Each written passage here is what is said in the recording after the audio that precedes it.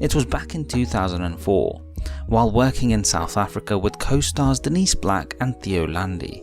The three actors were travelling on a stretch of highway that was notorious for a number of carjackings that took place.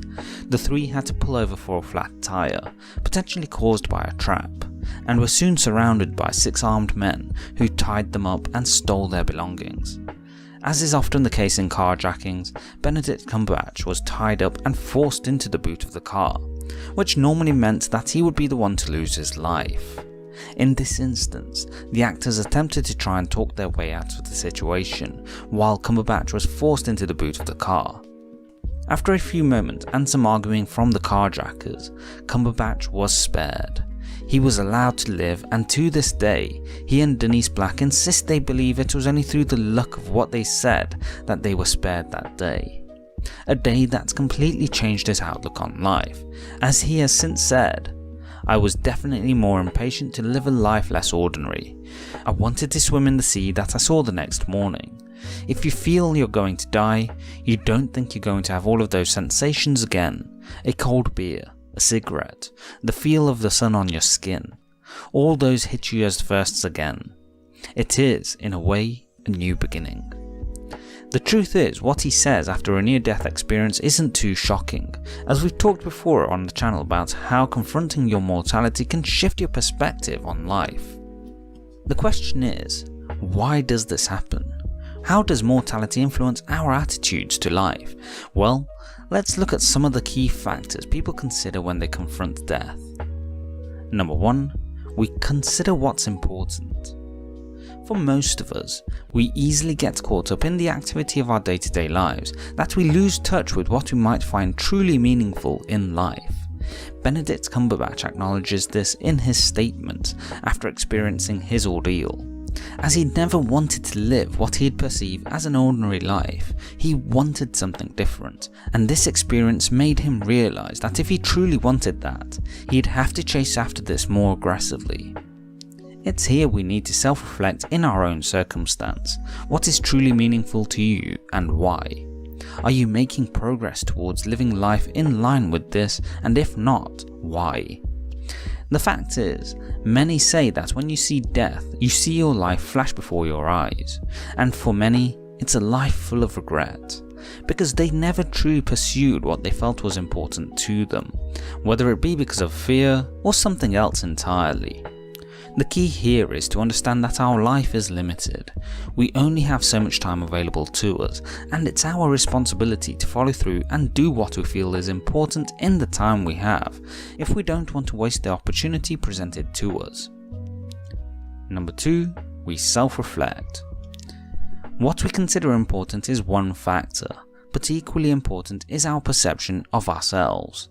Just as we talk about living a life in line with what's meaningful to us, do we live in line with our values? The truth is, many of us will be more readily prepared to live life for others, doing things that others might appreciate, but we ourselves may feel isn't true to us. And this is problematic, because when you put yourself in this position, you have a problem where you may feel an internal sense of conflict, which can lead to bigger problems. If you choose to do something for someone else, it has to be because you chose the responsibility to do so, and in line with the values you want to live your life by. It's not a case of being selfish, but it's about being true to yourself. And this is something Benedict Cumberbatch acknowledges when he speaks following the situation in South Africa, as he says, "It's taught me that you come into this world as you leave it, on your own."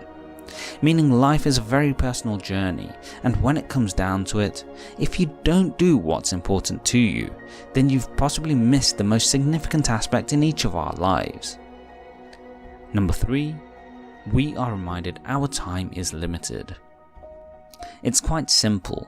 When young, we often believe we have a great deal of time in our lives to achieve everything we might want to, causing us to hold back in our pursuit.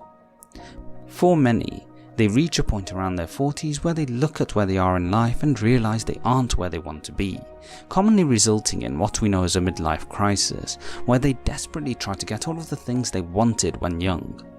And worse yet is when people are at the end of their life and they know they've gotten too old to achieve their dreams and reflect back to have great regrets, asking themselves, what if? Nobody wants to be in those circumstances, and the confrontation with death, something most don't want to consider, can be an important wake-up call that our time is limited and we never know when our life may end. If you genuinely want to pursue something, now is the time to take action. Again, Benedict Cumberbatch acknowledges this when he says, "I was definitely more impatient to live a life less ordinary," as he clearly understood that had he died, he had lost the opportunity to live the life he could. Number 4. We grow courage. I've alluded to it earlier in this video, but one of the biggest factors that holds us back in life is our fear of failure, or how we might be perceived by others when pursuing a life of meaning. I have personally experienced this, as recently I put out something I felt was important and it was somewhat controversial and has been rejected by some. The truth is, when you pursue anything that's important in life, you have to be prepared for the potential consequences of your actions, and you have to bear the responsibility that comes with what you do. Most will hold back, and who can blame them?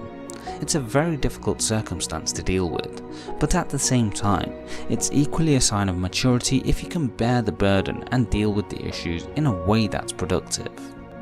The fact is, death often puts these fears into perspective, because you realise that in the end, your life will end just like everyone else's, and so whatever you might be afraid to do in life is suddenly shifted into perspective of importance.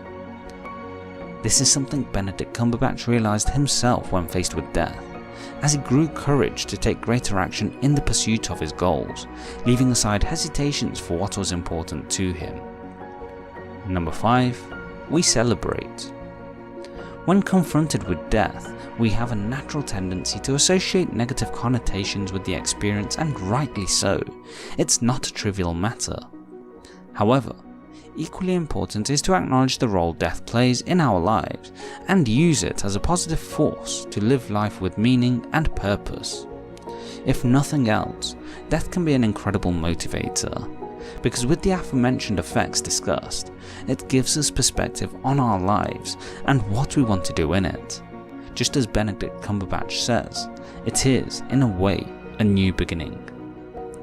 It's here you shift perspective, that yes, we shouldn't undervalue the importance of the event that occurred and the gravity of death, but equally so, if you're still here, you still have the chance to live your life in a way that you value.